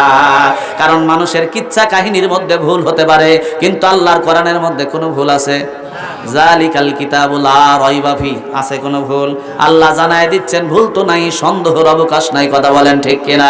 আমার বাজানরা লক্ষ্য করুন, সেই কোরআন থেকে আলোচনা করছি সূরাতুল আসর। সূরাটার নাম হলো আসর। এই সূরাগুলি যদি আপনি বুঝে পড়েন, কোরআনটা যদি বুঝে পড়েন, তাহলে দুনিয়ার জমিনে আমার পরিবর্তন অবশ্যম্ভাবিক। কথা বলেন ঠিক কিনা? নামাজও যখন দাঁড়ায় যান, নামাজের মধ্যেও যদি সূরাগুলি যদি বুঝে পড়েন, তেলাওয়াতের সঙ্গে সঙ্গে যদি পড়তে পারেন, তাহলে নামাজের মধ্যে খুশু আসবে, খুজু আসবে, তাদিল আরকান আসবে। কেমন করে? আপনি নামাজে দাঁড়ায় গেছেন, পড়তেছেন আলহামদুলিল্লাহি রাব্বিল আলামিন, সকল প্রশংসা একমাত্র আল্লাহ তাআলার জন্য। আর রহমানির রহিম, তিনি পরম করুণাময়, অসীম দয়ালু। আছে না? আপনি পড়তেছেন ইন্না আ'তাইনাকাল কাউসার, নিশ্চয় আল্লাহ আপনাকে অত্যাধিক দিয়েছেন। সুবহানাল্লাহ বলবেন না? আপনি তেলাওয়াত করতেছেন কুল হুয়াল্লাহু আহাদ, বলো আল্লাহ এক। এইভাবে যদি নামাজের মধ্যে তেলাওয়াতের পাশাপাশি এই কথাগুলি স্মরণ করেন, তাহলে আল্লাহ কি বলতেছেন এই কথাগুলি ইয়াদ করার কারণে আপনার নামাজের গুরুত্ব বেড়ে যাবে। কথা বলুন ঠিক কিনা? আমার বাজানরা লক্ষ্য করুন, এতক্ষণ ধরে আমি সেই জিনিসটাই বোঝাচ্ছি সূরা আসর। এটা যদি বোঝেন, তাহলে আজকে থেকে আপনার আমলের পরিবর্তন হয়ে যাবে। আল্লাহ ঠিক দুনিয়ার জমিনে এই কোরআনুল কারীমের এই সূরাটা নাজিল করলেন। তবে এই সূরার তাফসীর বুঝতে গেলে আগে সূরাটা কেন নাজিল হয়েছে এটা আগে জানা লাগবে। কথা বলেন ঠিক কিনা? কোরআনুল কারীমের মধ্যে আল্লাহ তাবারাক ওয়া তাআলা 30 পারা কোরআন নাজিল করেছেন। এই 30 পারা কোরআন কিন্তু একদিনে নাজিল করেন নাই। করেছেন নাকি? একদিনে নাজিল করেন নাই। এর মধ্যে 114টা সূরা আছে। আল্লাহ ধারাবাহিকভাবে রাসূলের প্রয়োজনের তাগিদে দীর্ঘ 23 বছরে কোরআনটা নাজিল করেছেন। কথা বলেন ঠিক কিনা? যেমন ধরেন হয়তোবা কাফেররা নবীকে মারার চক্রান্ত করেছে, নবী জানে না, নবীকে জানানোর জন্য আল্লাহ তাবারাক ওয়া তাআলা কোরআনের কয়েকটা আয়াত নাজিল করে নবীকে দিক নির্দেশনা দিয়েছেন। হয়তোবা কাফেররা প্রশ্ন করেছে, প্রশ্নের জবাব দেওয়ার নবীর জানা নাই। আল্লাহ রাসূল দুনিয়ার জমিনে কাফেররা প্রশ্ন করার পরে নিজের থেকে বানায়ে কোরআনের নামে প্রশ্নের উত্তরগুলি চালায় দিয়েছেন। এমন হয়েছে নাকি? কারণ দুনিয়ার জমিনে আল্লাহর অর্ডার ছাড়া আল্লাহর হাবিব কোনো কিছু করেন নাই। নিজের নামে কিছু কথা বলে কোরআনের নামে চালায়া দিবেন, এটা নবী কখনো করেন নাই। তার বাস্তব প্রমাণ আল্লাহ দিয়েছেন। আল্লাহ বলছেন ওয়া মা ইয়ান্তিকু আনিল হাওয়া ইন হুয়া ইল্লা ওয়াহয়ু ইউহা, আমার নবী যেটা বলেছে, আমার নবী যেটা করেছে, আমার নবী যেটাতে মৌন সম্মতি দিয়েছে, সেটাও ওহী, সেটাও আমি আল্লাহ করাইছি। জোরে জোরে বলি না ঠিক কিনা? তারই ধারাবাহিকতায় হয়তোবা দিনটাকে কোন আঙ্গিকে প্রচার করলে তাড়াতাড়ি প্রচার হবে, এর ফর্মুলা দিয়ে, ক্যাটালগ দিয়ে আল্লাহ কোরআন নাজিল করে রাসূলকে জানায় দিয়েছেন। তারই ধারাবাহিকতায় কোরআন যে কারণে, যে প্রেক্ষাপটে, যে ঘটনার কারণে নাজিল হয়েছে, এটাকে বলে শানে নজুল। কি বলে? এখানে অনেকেই কোরআন যারা পড়েন, ওলামা হযরত বসা, তারা বুঝবেন কোরআনের আয়াতগুলি, সূরাটা যে কারণে নাজিল হয়েছে এটা হলো শানে নজুল। তাহলে সূরা আসর কেন আল্লাহ নাজিল করলেন, এই নাজিলের পিছনের কারণটা জেনেই আমি ব্যাখ্যার মধ্যে ঢুকবো। আমার ভাইয়েরা লক্ষ্য করুন, আমার বাজানরা লক্ষ্য করুন, সূরাতুল আসরের অনেক কয়েকটা শানে নজুল এসেছে। তার মধ্যে একটা বলছি, ভালো করে লক্ষ্য করুন। আল্লাহর নবী যখন মক্কা নগরীতে দাওয়াত দেন, জীবনের প্রথম সময়ে এই দাওয়াত দেওয়ার সময় কেউ তাকে পাগল বলছে, কেউ তাকে জাদুকর বলছে, কেউ তাকে আঘাত করেছে, কেউ তাকে জাদুকর বলেছে।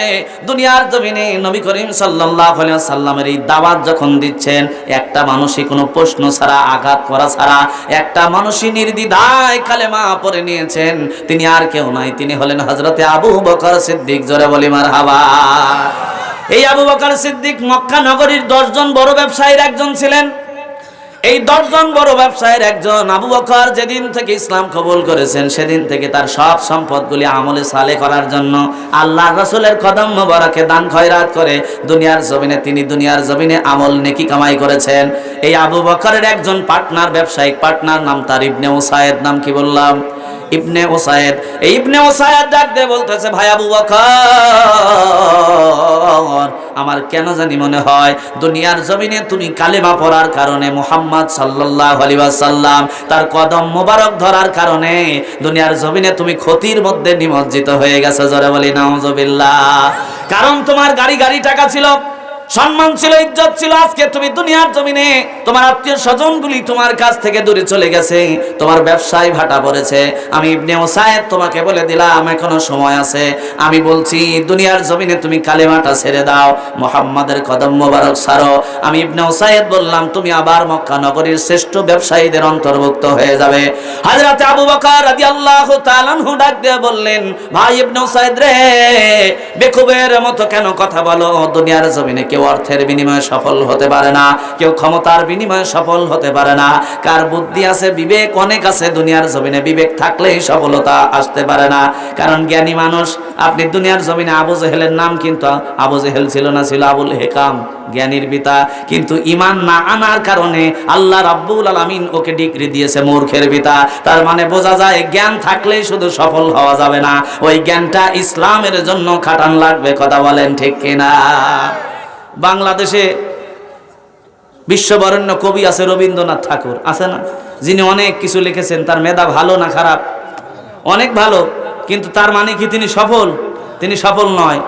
রবীন্দ্রনাথের যে বড় দাড়ি দেখবেন একেবারে নাভি পর্যন্ত, দাড়ির হিসাব করে যদি কেউ ইমামতি পাইতো তাহলে রবীন্দ্রনাথ ঠাকুর হয়তো বাইতুল মোকাররমের ইমাম। কথা কান ঠিক কিনা? রবীন্দ্রনাথের যে দাড়ি, এই দাড়ির বিবেচনায় যদি ইমামতি হইতো তাহলে অবশ্যই রবীন্দ্রনাথ ঠাকুরই হইতো বাইতুল মোকাররমের ইমাম। আর দাড়ির বিবেচনায় যদি ইমামতি হয় তাহলে আমি আলী মর্তজা আলী আউট, ভাই ফাতি আউট। কথা কান ঠিক কিনা? বিবেকের তাড়নায় কেউ সফল হতে পারে না। বিবেক থাকার পরে যদি সে ইসলামের জন্য বিবেকটা না খাটাতে পারে, এই বিবেকের কোনো দাম হবে না, সফল হতে পারবে না, ক্ষতিগ্রস্ত হবে। যেমন রবীন্দ্রনাথ ঠাকুর এত জ্ঞানী হওয়ার পরেও জান্নাতি না জাহান্নামী। কিন্তু বাংলাদেশের আরেকজন কবি আছে, নাম তার নজরুল ইসলাম, জাতীয় কবি আমরা তার নাম দিয়েছি নজরুল।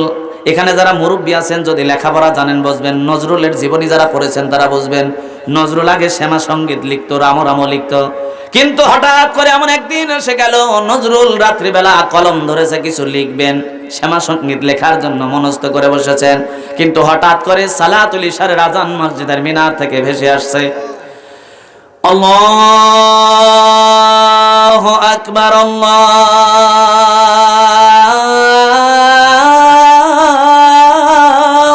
আকবার। আল্লাহু আকবার মানে কি? আল্লাহ সবার বড়, আল্লাহ মহান, তাই না? কবি নজরুল চিন্তা করলেন, এই আল্লাহু আকবারের ধ্বনি তার কান পর্যন্ত আসার সঙ্গে সঙ্গে নজরুল চিন্তা করলেন, আল্লাহু আকবার, আল্লাহ সবার বড়। আল্লাহ যদি সবার বড় হয়ে থাকে ক্ষমতার দিক থেকে, তাহলে সকলেই আল্লাহর কাছে ধরা। কথা কান ঠিক কিনা? তাহলে আমি নজরুল আল্লাহর কাছে ধরা। আমি নজরুল কি করে করলাম এত বড় ভুল? আমার লম্বা লম্বা চুল। আমি নজরুল ক্লাস 8 পাস করার পরে এত জ্ঞান দিলেন আমার আল্লাহ, দুনিয়ার জমিনে এত কিছু লিখলাম, আমার বিবেক কেন আমার দয়ার আল্লাহর কথা লিখে না? আমার বিবেক কেন দয়ার রাসূলের কথা লিখে না? আমার বিবেক কেন দুনিয়ার জমিনে কোরআনের কথা লিখে না? আমি আগেই বলেছি, ফামান হাদাল্লাহ, হেদায়েতের মালিককে আল্লাহ। আজানের মধ্য দিয়ে নজরুলের বিবেকটা দিনের জন্য খাটানোর জন্য নজরুলকে সফল করবেন বলে আল্লাহ তাকে দিনের পথে নিয়ে আসছেন। এবার নজরুল রাত্রিবেলা মনস্থ করলেন, আর শ্যামা সঙ্গীত লিখবো না। নজরুলের শেষ জীবনী পড়ে দেখবেন, নজরুল শেষ বেলায় এসে অনেক ইসলামী জিনিসপত্র, ইসলামী হামদ নাত লিখে গিয়েছেন। কথা বলেন ঠিক কিনা? নজরুল এবার সকালবেলা লিখছেন, কালিমা শাহাদাতে আছে খোদার জ্যোতি, কালিমা শাহাদাতে, জোরে বলি মারহাবা।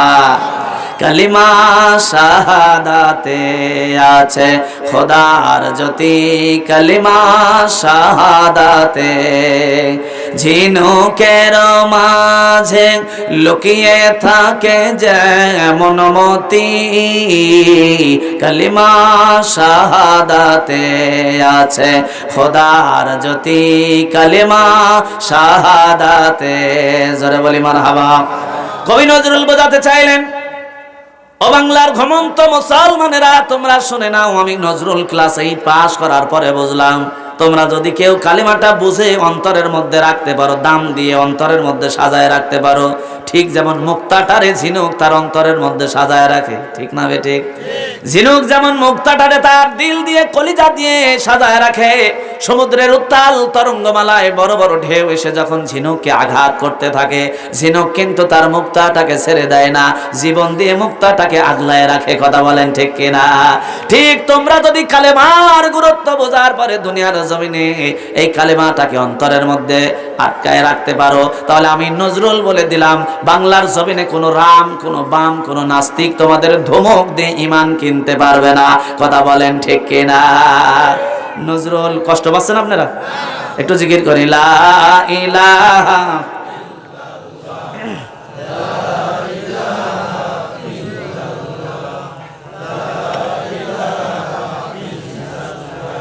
লা ইলাহা ইল্লাল্লাহ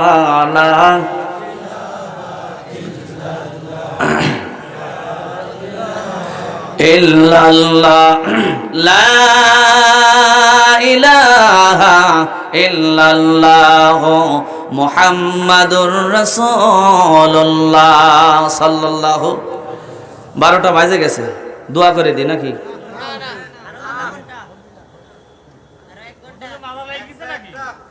না, আমার মজা লাগে নাই, কারণ রাত 12টার পরে আলোচনা করলে ফজরের নামাজ, এরকম 100টা মাহফিল যদি এক জায়গায় করেন তা ফজরের নামাজের সমান হবে না।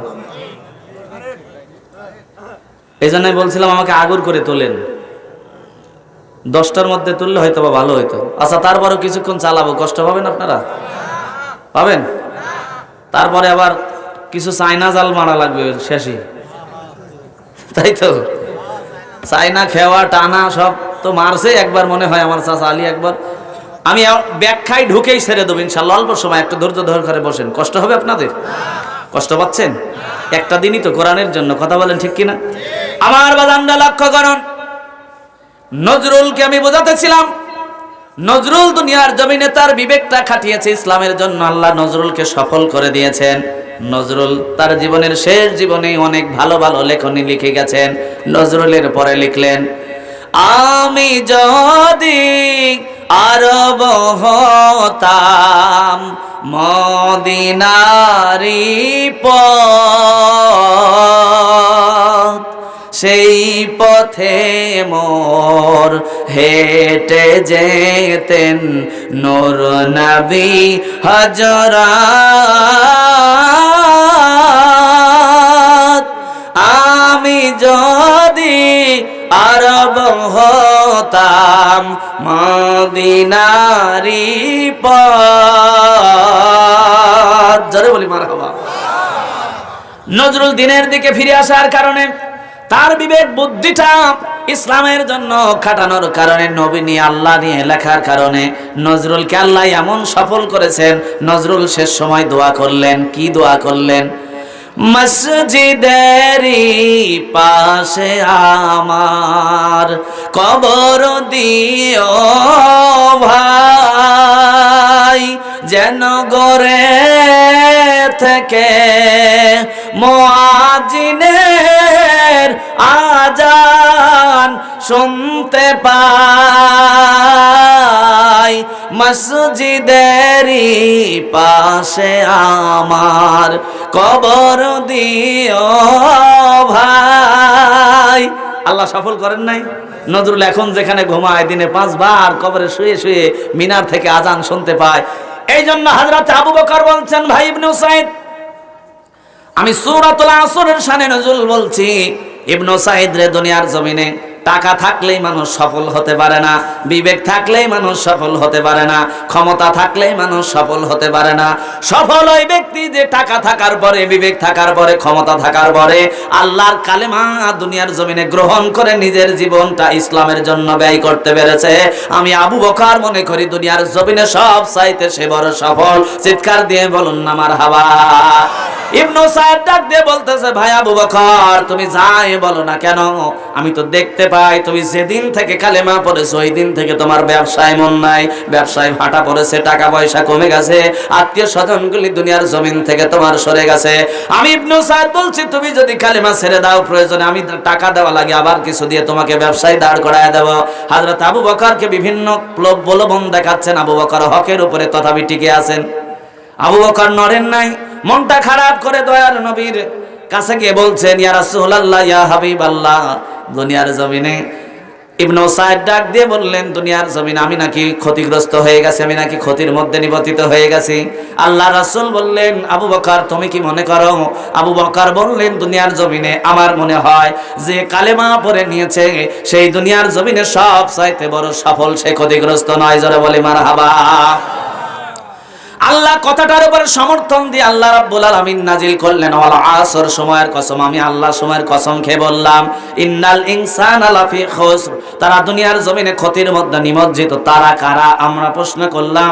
আল্লাহ এবার উত্তর দিচ্ছেন, তারা ব্যতীত ইল্লাল্লাযিনা আমানু, যারা আবু বকরের মতো ঈমান এনেছে। জোরে বলি মারহাবা। এরপরে আল্লাহ বলছেন, ও আমিলুস সলিহাত, ঈমান আনার পরে আমার আবু বকরের মতো ধন সম্পদ দিয়ে জীবন দিয়ে ইসলামটাকে প্রতিষ্ঠিত করার জন্য ভালো ভালো কাজ করেছে। এরপরে আল্লাহ বলছেন, ওয়া তাওয়াসাউ বিল হক, এবং বহির লোকজন, বিরোধী দল, নাস্তিক মুরতাদরা তাকে কুমন্ত্রণা দিয়েছে, লোভ দেখিয়েছে, কিন্তু সে ঈমান ছাড়ে নাই, হকের উপরে টিকে থেকেছে। এরপর এটা থাকতে গিয়ে অজস্র পরিমাণে তাকে কটু কথা সহ্য করতে হয়েছে। এজন্য ওয়া তাওয়াসাউ বিস সবর, আল্লাহ দুনিয়ার জমিনে ধৈর্য ধারণ করে হযরতে আবু বকরকে এই হকের উপরে টিকে রেখেছেন। জোরে বলি না মারহাবা। আমার ভাইরা, আমি ব্যাখ্যায় ঢুকতেই পারলাম না, বন্দুক আমার পিঠের কাছে। কারণ নামাজের সময় যদি কোনো লোক নামাজে আল্লাহু আকবার করে দাঁড়াইছে, লোড বন্দুক নিয়ে আপনি যদি পিছনে গিয়ে বলেন যে নামাজে ডানে বামে সালাম ফিরবি, ঠাস করে গুলি করে তোরে মারে ফেলবো, ওই ব্যক্তির নামাজ কি আসলে আর হবে? এখন ও সূরা ফাতিহা জানলেও ভুলে যাবে, কারণ নামাজ পড়াই মরা লাগবে, এটা শিওর কথা। এখন ঠিক কিনা? এখন আমি আলোচনা করতে লাগলে আলোচনা ঠিক মতন যাইতে পারবো না, কারণ ম্যানেজিং কমিটির নির্দেশ ছাড়া আমি কোনো কাজ করি না। তবে কোরআনের খোরাক আপনাদের যতটুকু দিতে চাইছিলাম আমি হয়তো বা পারলাম না। সূরা আসরের প্রথম শব্দ হলো ওয়াল আসর, সময়ের কসম। আল্লাহ এই জায়গায় কেন কসম খাইলেন? আল্লাহর কি কসম খাওয়ার ঠেকা পড়ছে? ঠেকা পড়ছে? আল্লাহ কোরআনুল কারীমের মধ্যে অসংখ্য জায়গায় কসম খেয়েছেন, যেমন সূরা ৩-এর মধ্যে বললেন ওয়াত-তিন ওয়াজ-যাইতুন, তিন এবং যাইতুনের কসম, আছে না নাই? আবার সূরা দুহার মধ্যে আল্লাহ বললেন ওয়াদ-দুহা, মধ্যাহ্নের কসম। এমনই ভাবে আল্লাহ এই সূরাটার মধ্যে বললেন ওয়াল আসর, সময়ের কসম। আল্লাহ কেন কসম খাইলেন? আল্লাহ কসম খাইলে কোনো জিনিসের গুরুত্ব বাড়ে না কমে? জোরে বলি, বাড়ে না কমে? তাহলে আল্লাহ যে জিনিসের কসম খাইছেন অবশ্যই জিনিসটার গুরুত্ব বেশি। আল্লাহ এই জন্য কসম খেয়েছেন যে দুনিয়ার জমিনে বান্দা এই সময়টা চলে যাচ্ছে, সময় দাঁড়ায় নাই। বান্দা কেমনি করে রোজা ছেড়ে দাও, বান্দা কেমনি করে সময় চলে যায়। শিবপুর কোরআনের মাহফিল হয়, কেমনি করে বাড়িতে বসে থাকো, এইবার কেমনি করে বাজারের মধ্যে ঘোরাঘুরি করো। আমি আল্লাহ বলে দিলাম সময় কিন্তু চলে যায়।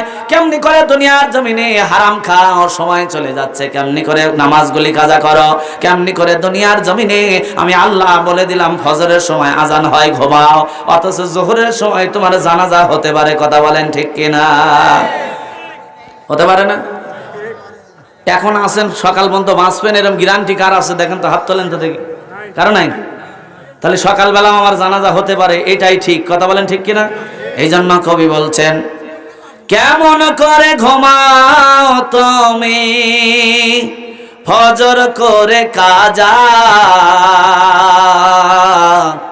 এমনও তো হতে পারে জোহরে জানাজা তোমার, এমনও তো হতে পারে আসরে জানাজা। কথা বলেন ঠিক কিনা? আমি আর আলোচনা বাড়াতে চাচ্ছি না, আমি বোঝানোর চেষ্টা করতে চাচ্ছিলাম এই সূরাটার মধ্যে 4টা গুণাবলী আছে। 1 নম্বর, যারা ঈমান আনবে তারা ক্ষতিগ্রস্ত হবে না, জাহান্নামে পড়বে না। 2 নম্বর, যারা আমলে সালেহ করবে তারা ক্ষতিগ্রস্ত হবে না, জাহান্নামে পড়বে না। 3 নম্বর, যারা দুনিয়ার জমিনে হকের উপরে টিকে থাকবে তারা ক্ষতিগ্রস্ত হবে না, জাহান্নামে পড়বে না। 4 নম্বর, যারা হকের উপরে টিকে থাকতে গিয়ে সবর ইখতিয়ার করবে, ধৈর্য ধরবে, তারা ক্ষতিগ্রস্ত হবে না, জাহান্নামে পড়বে না। আলোচনা কমপ্লিট করতে গেলে আরো 2 থেকে 3 ঘন্টা টাইম লাগবে আমার ভাইয়েরা। কিন্তু আমার আরেকটা কাজ সামনে চলে এসেছে। এতক্ষণ আপনারা এই আলোচনা শুনছেন কোরআন থেকে। এই যে সামনেই কবরস্থান, কোন দিকে কবরস্থান? এই দিকে কবরস্থান। কবরস্থানের মধ্যে আছি না? আলহামদুলিল্লাহ। এখানে অনেক মানুষ ঘুমায় আছে। এই কবরস্থানের ইহানত যাতে করে না হয়, কবরস্থানটাকে সৌন্দর্যমণ্ডিত করার জন্য আমরা সকলেই টাকা পয়সা দিব। ভালো কাজের মধ্যে, আমলে সালের মধ্যে একটা ভালো কাজ হলো দান খয়রাত করা। কথা বলেন ঠিক কিনা? আমার ভাইয়েরা, আপনারা যারা দিয়েছেন আর যারা দেবেন অতি দ্রুত অল্প সময়ের মধ্যে 10 থেকে 15 মিনিট আমি কালেকশন করব, এর বেশি না। যে যা দেবেন পরে আবার সকালবেলা দুর্নাম করেন না যে হুজুর টাকা চাই নাই, কারণ হুজুরের ভুল ধরা তো সোজা। এক গ্রুপ ওরা অতপাতে দাঁড়াই আছে খালি হুজুরের ভুল ধরার জন্য। দোকানে বসে আছে, হুজুর জোরে যাচ্ছে, মনে হচ্ছে দেখ মনে হয় দাওয়াত পাইছে রে কোন জায়গায়, যাওয়ার ভাবে মনে হচ্ছে দাওয়াত পাইছে কোনো জায়গায়। আবার হুজুর যদি আসতে যায় তখন বলবে যে দেখ কোন জায়গায় যে বাগাইলো রে, কাজ সর্বনাশ করছে আল্লাহ জানে। কথা কন, মানে ওর ধান্দায় একটা যে হুজুরের ভুল ধরবে কি করে, এরকম লোক আছে না নাই? তো সকালবেলা এইটা অন্তত বলেন না, যে যা দিবেন দেন, 1000 2000 5000 যে যা দিবেন দেন। সুবহানাল্লাহ আলহামদুলিল্লাহ লা ইলাহা। আসেন দ্রুত আসেন, যে যা দিবেন দেন, আমি কিন্তু 15 মিনিট পরে মোনাজাত করে দেব। সুবহানাল্লাহ আলহামদুলিল্লাহ লা ইলাহা। আমার আর এক চাচা 1000 টাকা, নাম কি চাচা? আব্দুল কুদ্দুস চাচা 1000 টাকা, আল্লাহ দান কবুল করো, জানে ভালো।